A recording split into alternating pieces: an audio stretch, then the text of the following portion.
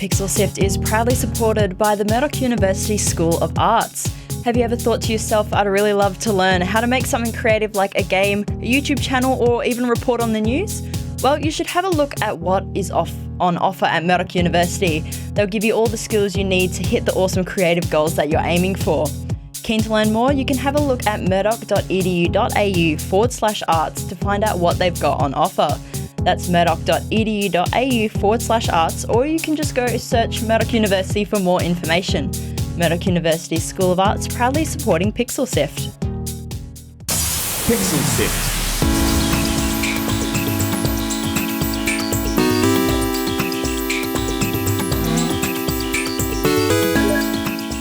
Hello and welcome to Pixel Sift, the show dedicated to indie games from around Australia and the world. My name's Fiona, and tonight joining me is my co-host Mitch. How are you going today? It's been forever since I've been on one of these. It has. I'm back. You're back. I'm not just relegated to playing games on stream. I'm now on one of these. And it's our first show as hosts. It is, so we're very excited. Yep. And then also joining us this week is Matt Trobbiani. He's the developer of an indie smash hit, Hacknet, and he's from South Australia's Team Fractal Alligato. He's back with a new local multiplayer game called Wrestledunk Sports. How are you going? Thanks for joining us. Oh, thanks for having me on. It's great to be here. So, Mitch, what else are we talking about tonight? Yeah, so if you were to name one of the very biggest franchise series in video games, you'd probably be hard-pressed to find one as big as Pokémon. But with that comes a lot of expectations from players who have been catching them all since they were babies. Well, there have been huge expectations around Pokémon Sword and Shield, and the fan base has basically gone to war against itself. We'll break it down for you if you manage to miss it. Cool, all right, let's get started. Australia's best video game podcast. Subscribe to Pixel Sift on Apple Podcasts, Spotify, and wherever podcasts are found. And if you don't think we're the best, prove us wrong. So Pokemon is huge. Many of us grew up playing the series of games, and it's had a profound impact on so many people. For years and years, people have been wanting a home console version of the main Pokemon series, leading back as far as the Nintendo 64 era. Well, that dream is coming to reality tomorrow with the release of Pokémon Sword and Shield for the Nintendo Switch, the first mainline series game, excluding the recent remakes with Let's Go Eevee and Pikachu. And it's the first time it will be played on a big screen. But the problem with dreams is that they often don't match up with the reality, and players' expectations have players expect a lot of huge things for the debut. And when the games don't meet their really high expectations, they often get quite upset and annoyed, and they mob the internet with their complaints. So we're going to explain the most recent internet controversy around the game that will absolutely completely sell out tomorrow. Yeah, so it started off with the National Pokédex being removed. That means that older Pokemon will not be available, nor can they be imported. Less than half of the 800 plus Pokemon that used to be able to be found in the games. After a response from fans about the National Dex not being included and death threats to Gamefreak employees, there has been a hashtag called Thank You Gamefreak that trended, and individuals shared their own positive messages to Gamefreak in light of morale reportedly being quite low amongst the developers of the game. Players have been criticizing the reuse of art and animations from previous games. Comparisons have been made and been drawn to older game models from the series. Players have been complaining that moves and abilities and features have been removed, including the global trade service. That's the online trading service where you would exchange Pokemon. And the global hashtag campaign has now come out in support of Gamefreak. Yeah, that is the Thanks Gamefreak. And it is pretty much against the other hashtag, Gamefreak Lied, which is pretty much the accusatory version of that. And I can't imagine it's fun to be a Game Freak developer at the moment. Matt, what are some of your thoughts on this whole situation? I mean, I have so many thoughts on this. First of all, it's really hard to make video games. Video games are really big and they take a long time to make. And I don't know, I think I'm so upset, seeing you can't reuse an animation or a model. You know how many Pokemon there are? Anyway, I don't know. I gotta sort out my thoughts on this before you get me going too hard on it. But it does seem removing the National Dex had to happen at some point, right? They'd keep making more Pokemon. They can't have an infinite number of models in the game. Had to happen. I think with the internet now, people now have more of an understanding about how games are created than ever. But still, they don't get exactly what it's like to be in those studios working on them. I remember a couple of years ago when Horizon Zero Dawn came out, there was a comparison made between a technique called frustum culling, and I apologize if I pronounced that wrong. It's where the game only renders what the character's looking at. It's essentially a big cone of vision goes around, and there was a very famous GIF, and when I saw that GIF, I was like, wow, that's amazing. I thought they were showing off render distance. To showing, like, I thought that was always how games worked. And then, but then a lot of people misunderstood that and saying, oh, they're taking shortcuts. It's not rendering the whole game. And I was like, but I thought that's how every game worked. Yeah. I thought that makes total sense to me. Why would you bother rendering something behind you? And I completely, and like I took the GIF a little bit out of context because I thought all that was explaining was render distance. I think with people learning more about like how games are made and how the whole process works from the internet, as you were saying, I think it makes them fall even harder into the Dunning-Kruger effect, where it means they overestimate how much they know about it a lot. Like exactly what you're talking about is actually like it's an amazing technical accomplishment what they're doing in that GIF. Like it's very much the opposite of lazy, where like a game that looks that good couldn't possibly exist or run on any hardware if it wasn't doing that. Like that's a technique that, because you never see it on your screen, it's a technique that lets them get away with doing so much more than they otherwise could. It's like, it's so clearly the opposite of lazy. It took a lot of work to implement that. It's much easier just to like throw the GPU a whole bunch of like, you know, stuff to render and just be like, I'll render all of it. And, you know, I'll just put the stuff on the screen of whatever my camera's pointing at. Like that's a lot easier than doing all of this like culling and like changing in like shadow density levels. And those are concessions that are made to make the game actually run. And people really, I think, with learning just a small amount more, have vastly overestimated how much they understand about the whole process. And it's just having terrible effects for game developers that are just trying to make good games. People are talking a lot about the legacy of Pokemon, and part of the legacy are those 800 plus Pokemon that you could interact with and could be part of your team. And I think is the term of we're starting to move into a time where games now have these legacies, and I think how developers like address those legacies is going to become a big deal. And I think this is going to be part of the issue. I think Pokemon is probably going to set the standard now for the way developers deal with big legacies. And I think one of the issues as well that came from the beginning of them not including the national decks, it was said that one of the reasons why they decided to drop the national decks to help cull back, like we said, over 800 Pokemon, so they could have more time to focus on building the new models from scratch and things like that. And since then, people have actually have managed to actually find some data from either leaks or part of the game that's come out, and they've actually found that they're just taking models from previous games and just porting that over. So that's part of the reason why there has also been such a big backlash, because they've said one thing, but according to people who have looked through data on the internet, it's found another thing, which I think where that Gamefreak lied hashtag came from. Right. What? Yeah. Sorry, go on. No, go on, Matt. You're all good. I think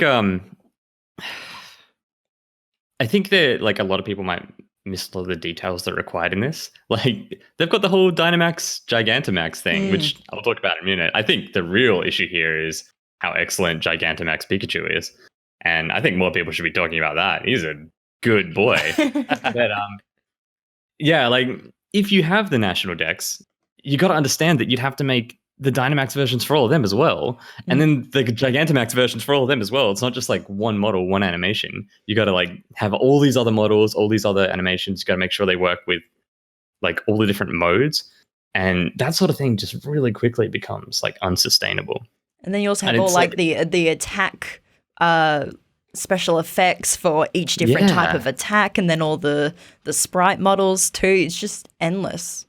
I mean, there's a huge amount of work involved. I think everyone knows like making games is hard. There's a lot to do, and I think like no one's played the game yet. It's kind of crazy. That is the main sticking point for me. I kind of get I actually kind of understand the emotional place where people are coming from. Like the Pokédex is not like it's a big part of the game. Like the tagline of the games is "Gotta catch 'em all." Like I kind of empathize with the idea that why people are like this, but I mean it just the way people are going about it online is just make me want to go and pre-order the game out of spite, even though I don't have a Nintendo Switch. So Matt, I get it, but do you think this is actually representative of the actual player base? Oh, absolutely not. No, like this sort of thing is always really loud minority. Like I don't think many people how many people play Pokemon? It's got to be a lot. I play It's Pokemon. like tens of millions, hundreds of millions. Who knows? Lots of people play Pokemon. People that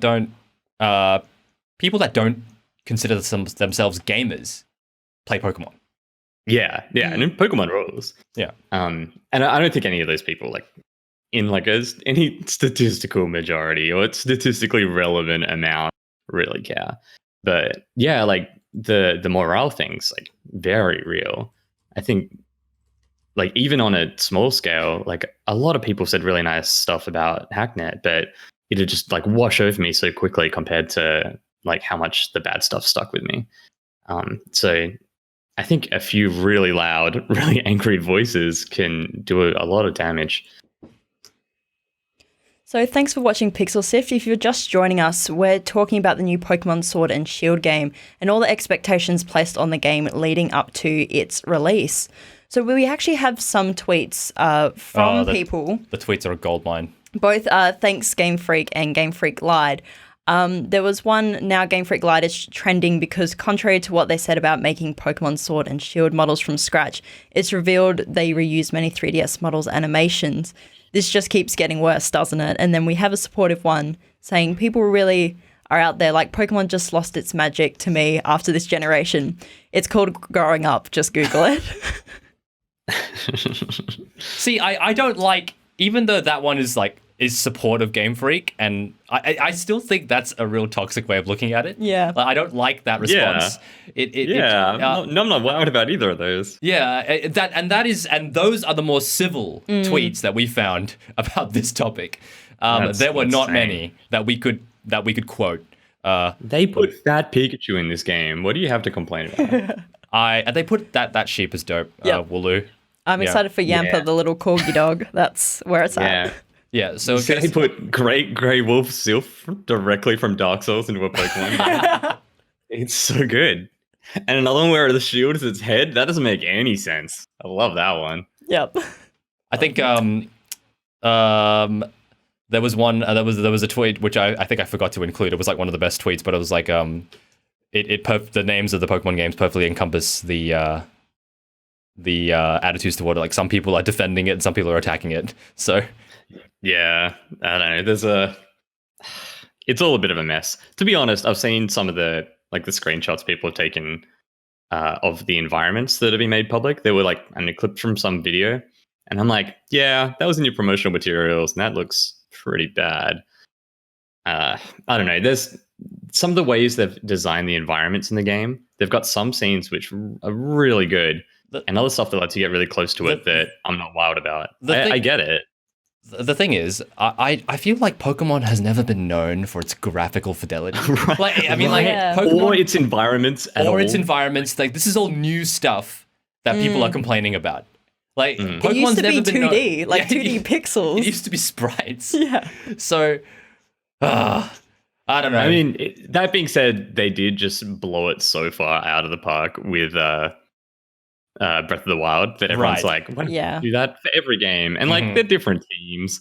Breath of the Wild looks incredible and does run on the Switch and it all works. And it'd be sweet to have Pokemon in that. But not everyone can do that. It's pretty tough. So I sympathize. And even though I'm in the same boat, I'm like, yeah, that'd be pretty sweet. I would really like that. It's you don't have to buy it. You don't have to buy it if you don't like it. I guess that's what I'd say. Like, it's fine if you don't like it. You just don't need to buy it. Yeah, so I'm going to correct, before we jump into our next topic, I just got to correct my quote. So it's from Dan Fornance on Twitter.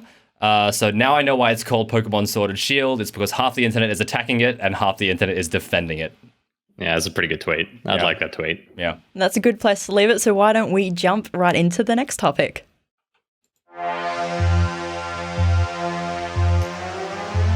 You're listening to Pixel Sift. Or you might be watching Pixel Sift on Twitch. Pixel Sift.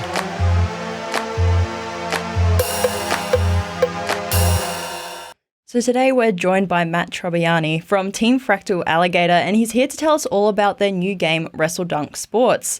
So for everyone not familiar, what is Wrestledunk Sports? Cool. It's like a 2 to 8 player party game. It's coming out on Switch. It's pretty simple to get into. It's all designed to be like very approachable. Like if you don't play games much, or you like just want something that's like very easy to like jump into very quickly, or to hand a controller to someone. There are 4 different sports, and they're all designed with that approachability in mind, but to also have like a real fighting game style, like level of depth and metagame to them. So a lot of work's gone into designing them to be like very pure and simple to pick up, with like the minimum number of like buttons and things to learn, but to very quickly get you into like a competitive sort of mind game style, like match. So we got wrestling, we got fencing, we got volleyball and smash ball. Yeah, they're all like different sports, very quick to jump between them, like really good online stuff. And yeah, it's just supports like all the controllers, all 60 FPS all the time. And I really wanted, when I was designing it, to make something that was both very approachable and very like pure in its like satisfyingness, if that makes sense. So how do you accomplish that in terms of game design? Like how do you make it satisfying to play? Like that kind of feedback stuff. Yeah, so that's like a massive task, and like there's a lot that goes into like finding out how to do that and executing it. Actually, like trying to answer that question really, really well was pretty much one of the main reasons I wanted to make this game, because like after Hacknet, which was not very traditionally mechanical as a normal game, I really wanted to sort of master like game feel stuff, and this was sort of a study piece on that. And I don't know, I'm thinking of doing like a GDC or a GCAP talk on like all the stuff I learned on trying to make it feel good. But there are a couple of fundamentals that I really want to focus on. The first was having all of the buttons. When you press a button, it does something snappy and gives you feedback on it immediately, like on frame. And making sure all of your inputs go in like on frame, like as quickly as you can possibly get that data into a computer, and have it like within that same 16 milliseconds show up on the screen. So stuff like that to make it snappy. A lot of focus on how the camera moves. Wrestledunk's kind of like fixed camera side on, but there's so much camera movement even in that. A lot of it's very subtle. There's a lot of work that went into like camera shakes.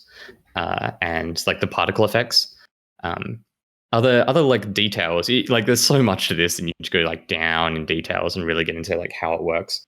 A lot of the satisfying feel is making it so that players never feel like they put an input in and it did nothing. So there's always a response to all inputs. All inputs, like if you swing to hit a ball in volleyball, that actually gives you your hitbox actually extends well into your body, so you can actually swing late. But you can also swing early, where after pressing the button, you have like a handful of frames. I think it's like 3 or 4 frames where if the ball has come into range to hit it, then the game will act as if you hit it that 5 frames later. So it'll still work for like, it essentially gives you a little window where if you try and do something, you'll pretty much always do it, which makes the controls much more expressive of intent rather than like just mechanical precision. And that's really about trying to make it so that the game is more about the decisions you make. Like you outplay someone because you outthought their move, not because they pressed the button and their button worked and yours didn't. That always amazes me. I could talk about game. Yeah, I was going to say that always amazes me, like listening, like talking to you about like all the thought and the process that you put into just the really, really finer details. Was that really difficult trying to get it? So like you were saying that as soon as they press a button, there's an immediate reaction on screen. And so it's like an immediate thing. It's complicated to answer that. I mean, the short answer is yes. But the real answer is like, it's not difficult to do that. If you just like start up a new game project, you can make that happen very easily. The difficulty is in keeping it throughout the entire development process, like never compromising on it. Because there are like some effects you can add that like make all of your stuff render a frame late, or if you write your input system in a certain way, you can make it so that your button effects, like your actual input doesn't come in until the frame after, which is like what happens in some networking stuff. Some of your particle effects, if they don't have like an effect that pre-warm, like a smaller effect that spikes out first and then the main effect plays like behind it. When you press the button, the effect won't actually be visible because it'll be like behind the player, and then it'll only be visible a couple of frames later. It's hard to just not lose it and to keep your focus on it throughout the duration of making a whole like shippable game. But it's not that hard to do it in the first place, so it's kind of weird. Now, you were also selected, your game was also selected this year at PAX's Indie Showcase section. What was it like being one of the selected games? So it was pretty special to me this year. I've actually been there before. Hacknet, my last game, was selected into the PAX Showcase as well. Because you were also a secret, weren't you? Yeah. The reason I was a secret, my marketing materials just weren't done in time. So I was like, oh, just make it a secret. Don't tell anyone. Yeah, so it was really special to me this year. So all right, so it's kind of a long answer to this, but when I'm in development, I assume this happens to everyone and nobody talks about it, but this definitely happens to me, that I go like up and down on how I feel about a project like all the time. And usually it's over the course of like a couple of weeks where like, I don't know, 1 week of a month, I'll be like, I'm the greatest game developer of all time. This game is going to make $1 trillion and everyone's going to love it. It's the best. And then like 2 weeks will go by and then I'll have a week where I'm like, this is trash and I should throw it all away and work on something else. I'm wasting my time. And like, it has no attachment to the actual quality of the game. It's just, you lose lucidity so hard that you have no idea what you're working on, and you just go up and down how well you think it's going to do, how good you think the game is. It's hard to really have like a good objective view on the quality of what you're making. And I feel like as the pressure rises, or you get closer to deadlines, that period collapses and it gets shorter and shorter, so that you might feel like good about it at the start of the day and terrible about it at the end. I don't know. It's been very challenging trying to follow up Hacknet with something. And Wrestledunk's such a huge departure that, like the Pokemon controversy, right? On a much smaller scale, like there are a lot of people that really like that game and are really excited to see something else like it that I'd make, and I didn't want to let them down by making something that's so deliberately unlike it. But that was the choice that I made, so I was worried. And there was a bit of that coming into the announcement of what I was working on. And I was also in like a bit of a low on the project where I knew the deadline where I needed to announce it was coming up, but I just wasn't feeling that good about it. And like, not because the game was bad, but just because I was in like one of the lows. I was just feeling a bit lost on the whole project. And when I was just like right at that moment, I got the news that I was in the showcase again. And getting that news for the first time with Hacknet was, I think, like a really big turning point in my like life and my career, and was a really big sign of great things to come. And to have the same, I guess, like honor again in my next game, especially one that I was like feeling so shaky about, was really important to me. So yeah, being in the showcase this year was particularly good. So thanks for watching Pixelsif. If you just joined, we're talking to Matt Trobbiani from South Australia's Team Fractal Alligator about their new local multiplayer game, Wrestledunk Sports. Online too. Oh, online too, there we are. Now, you mentioned Hacknet a bit just before, and that was a single-player narrative experience, which was very, very successful. How does it feel to be working on this game now? Like really scary. It's complicated. I really love Hacknet. I'm super proud of what I did with that game. But I feel like I was stagnating a bit as a designer. And I was worried that if I made like another Hacknetty game, I'd never get good at these things that I really wanted to be good at, which was all the game feel stuff that I was talking about before. Because I want to make like other games too. I feel like I have like more to do. I also feel like making another game like Hacknet wasn't something I could do. I was really burnt out on it, so I needed something super different. And I decided on this because of like a whole bunch of reasons. And but now it's like it's kind of scary because it is so different. And I think it's like I was so lucky to do as well as I did with Hacknet. But the number of indie devs that I know of that have just picked a totally wildly different genre and style and everything and found success again is like very small. So I don't know. I'm trying my best. We got some questions from the chat. So this one's from Spider Bemb.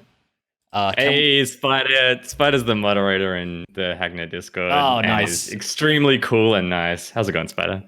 Welcome to the chat. So they asked, can we expect a story mode in Wrestledunk? You cannot.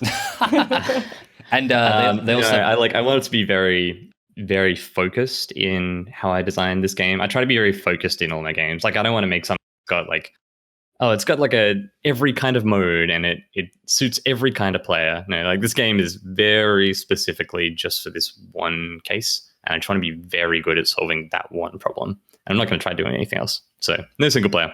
And Spider Bemd, sorry, I'm mispronouncing that name, but just call him Spider. Spider. Can we also customize little rectangle characters?